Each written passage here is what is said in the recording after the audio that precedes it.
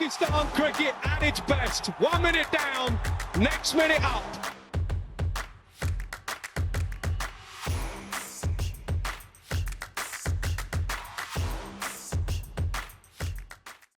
Thanks very much, everybody, for joining me once again. Saj Sadiq here for Pak Passion.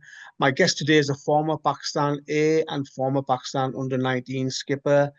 He was regarded as a very fine upcoming talent back in the day.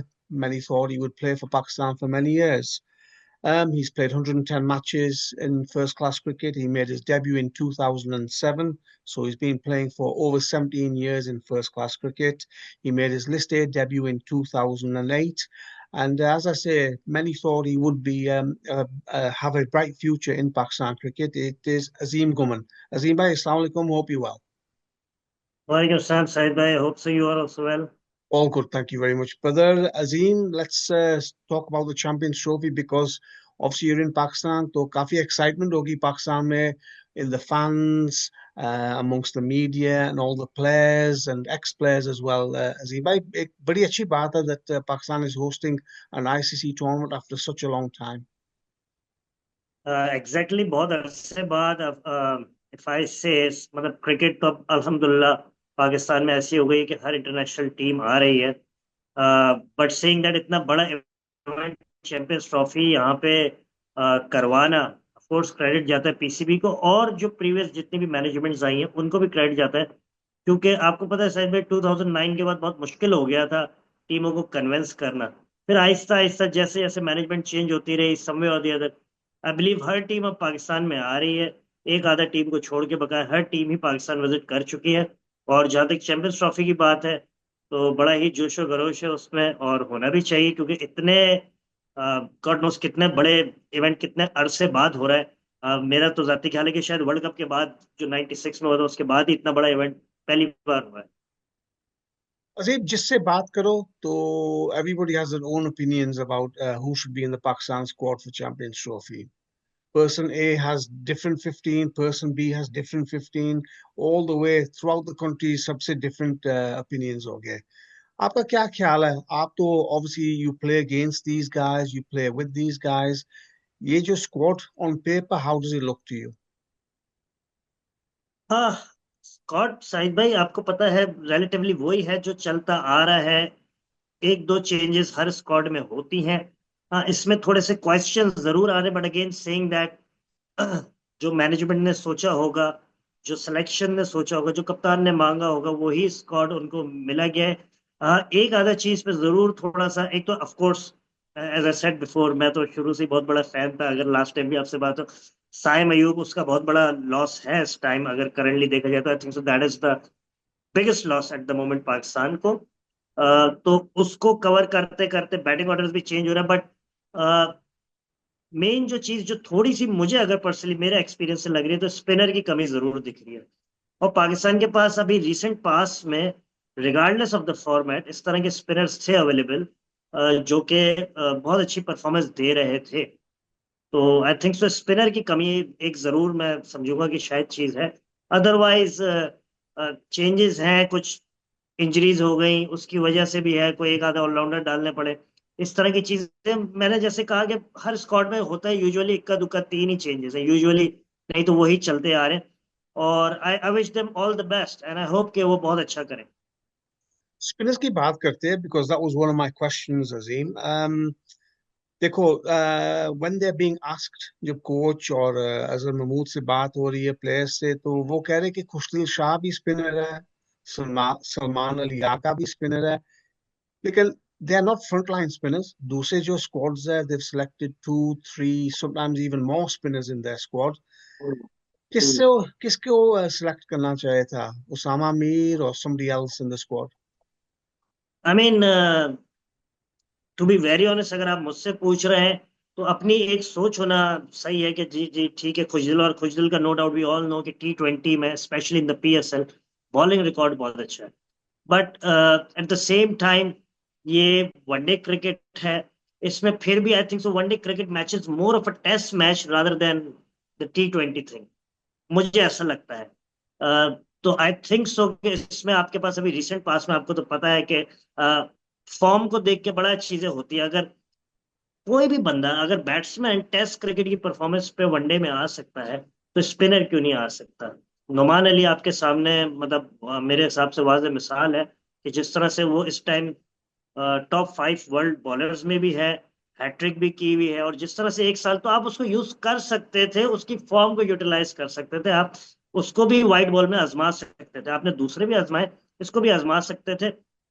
But saying that मुझे और उसके अलावा spinners, ये बात बिल्कुल ठीक है, जैसे ऑफ स्पिन आगा सलमान कर लेते, और मेरे हिसाब से आगा सलमान बहुत ही अच्छे बॉलर हैं। हाँ, मतलब ऑप्शंस आपके पास स्पिनर की कम है, एक अबरार को छोड़ के मेन स्पिनर आपके पास ऐसा सच नहीं दिखता। तो अगर अबरार आपके पास था, आगा सलमान था, तो एक आधा लेफ्ट आर्मर नुमान जगह मुझे लगता है बना सकता। अजीब, क्या बांग्लादेश प्रीमियर लीग की जो परफॉर्मेंसेस है, they are crucial in being selected for the champions trophy? वो तो T20 फॉर्मेट है, तो हमारे सिलेक्टर्स मेरा ख्याल थोड़ा सा बांग्लादेश प्रीमियर लीग के मैचेस सब देख रहे थे, I think.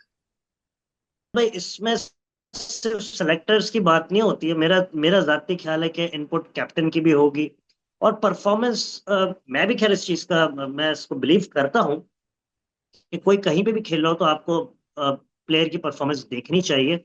But saying that, वही आपकी वाली बात है कि उसमें फॉर्मेट की क्वेश्चंस आ जाते हैं, और ये चीज मैं पहले आपको एक्सप्लेन कर चुका हूँ कि टेस्ट क्रिकेट को तो आप थोड़ा बहुत वनडे की तरफ कर सकते हैं, T20 बहुत ही डिफरेंट हो जाता है, बहुत ही ज्यादा एक एक्सट्रीम लेवल आप कह सकते हो उस चीज को।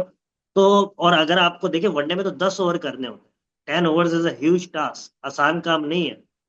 तो 10 ओवर्स के लिए आपको बॉलर भी पूरा वो चाहिए जो कि, जाहिर सी बात है, जो टेस्ट खेलते हैं 20-20 25-25 ओवर कम से कम दिन में करते हैं, तो इनके हाथ में वो स्ट्रेंथ होती है, वो पावर होती है कि वो 10 ओवर कर सके, रादर देन जिसको 4-4 ओवर की आदत है, तो उसको 4 ओवर की आदत है, उसके लिए 10 ओवर्स करना मुश्किल पड़ जाएंगे। तो ये चीज थोड़ी सी समझनी चाहिए। उसके अलावा जहां तक परफॉर्मेंस है, वो अगर डोमेस्टिक क्रिकेट में कोई कर रहा है, BPL में कोई कर रहा है, PSL में कोई कर रहा है, I should be everywhere. Azeem, क्या पाकिस्तान में कोई ओपनिंग बैट्समैन नहीं है? Because obviously you're a former opening batsman. Suddenly Babar Azam को देखो चैंपियंस ट्रॉफी में, देखो ना, make him open with Fakhar Zaman. Abdullah Shafique को इतना ट्राई किया तो उसको भी निकाल दिया। इमाम obviously has a very good record in Pakistan as well, उसको भी नहीं सिलेक्ट किया। तो ये जो सिलेक्शन पॉलिसी है, whether from the captain or from the coach or the selectors, to move Babar as to the opening, risky नहीं है? इट डिपेंड्स, आई मीन, हाँ, अगर आप ये बोलें कि जी नंबर 3 पे बाबर का जो रिकॉर्ड है वो किसी का भी नहीं है, तो why would you move it? Make sense, ये बात सेंस करती है। और जहां तक आपने ओपनर्स का बोला, ओपनर्स तो हैं, और रिसेंट पास में बड़ी अच्छी, खास जैसे आपने इमाम का बोला, इमाम उल हक, आई थिंक सो उसका बहुत ही अच्छा वनडे का रिकॉर्ड। बट ये अगेन वही वाली बात है, कॉम्बिनेशन की चीजें हो सकती हैं, किसी की फिटनेस का इश्यू हो सकता है। ये तो जो अंदर मैनेजमेंट है या टीम है या जो कैप्टन है खास तौर पे, उसको बेहतर पता होगा कि उनके माइंड में क्या चल रहा है। एंड बीइंग अ पाकिस्तानी, उनके माइंड में जो भी चल रहा है, अ, मेरा काम है उसको मैं सपोर्ट करूंगा उस चीज को, कि वो अच्छा रिजल्ट लेके आए। हाँ, इस चीज पे डिबेट जरूर हो सकती थी कि यार आपका जो दुनिया का नंबर 1 प्लेयरों में आता है बाबर, आप उसको क्यों मतलब चेंज करना चाह रहे हैं नंबर 1 पे? अब इट डिपेंड्स, हो सकता है बाबर जिस लेवल पे खुद है, वो खुद चाहता हो कि वो ही gets more number of the balls. This is also fairly possible, क्योंकि शायद ज्यादा ज्यादा बॉल्स उसको मिले एज एन ओपनर। तो ये डिपेंड करता है कि ये किसकी चाहत है, क्या चीज है। और अगर वो उस चीज पे पेज पे है और वो डिलीवर कर रहा है, then I mean no question mark. Fielding के बारे में बताएं अजीम। whenever I watched you play, you were a fantastic fielder. Still I hear that you're very athletic and good in the field. लेकिन ऐसा लग रहा है कि when you watch पाकिस्तान, तो भाई मसरूर हुए फील्डिंग कोच या जूलियन फाउंटन या स्टीव रिक्सन, जो भी फील्डिंग कोच हो, हमारी फील्डिंग में इंप्रूवमेंट्स नहीं आ रही। Why is that? साहिल भाई, if you gonna ask me that, तो अगर मैं ईयर बाय ईयर जाऊं, तो I personally think, sorry I am disagreeing, but I personally think improvement fielding में बहुत है। ठीक है ना? अगर मैं उस तरह से जाऊं, स्पेशली अगर आप देखें जिस तरह से आजकल हमारे फास्ट बॉलर्स फील्डर हैं, पहले तो आपको दिखते भी नहीं थे ऐसे। और इसमें बहुत क्रेडिट जाता है शाहीन शाह अफरीदी को, हारिस रऊफ को, क्योंकि उन्होंने एक बहुत ऊपर का लेवल स्टैंडर्ड सेट किया। आई थिंक सो क्रेडिट जाता है उन दो को, जिस तरह के वो दोनों फील्डर्स हैं, you can have them anywhere in the ground, you know what I mean. तो ये बहुत इजी हो जाता है और स्टैंडर्ड फील्डिंग का ऊपर किया। और इसमें चाहे जूलियन फाउंटेन थे पहले, या मसरूर मसरूर भाई को मैं पर्सनली भी जानता हूँ, he is very very hard working और बहुत ही जबरदस्त रिप्यूट के मालिक हैं। और उन्होंने मतलब वो हर, मुझे ऐसा लगता है कि वो हर चीज पे काम कर सकते हैं, फील्डिंग नहीं, हर चीज पे ही वो काम कर सकते हैं। तो ऐसे लोगों को तो यूज लाजमी करना चाहिए।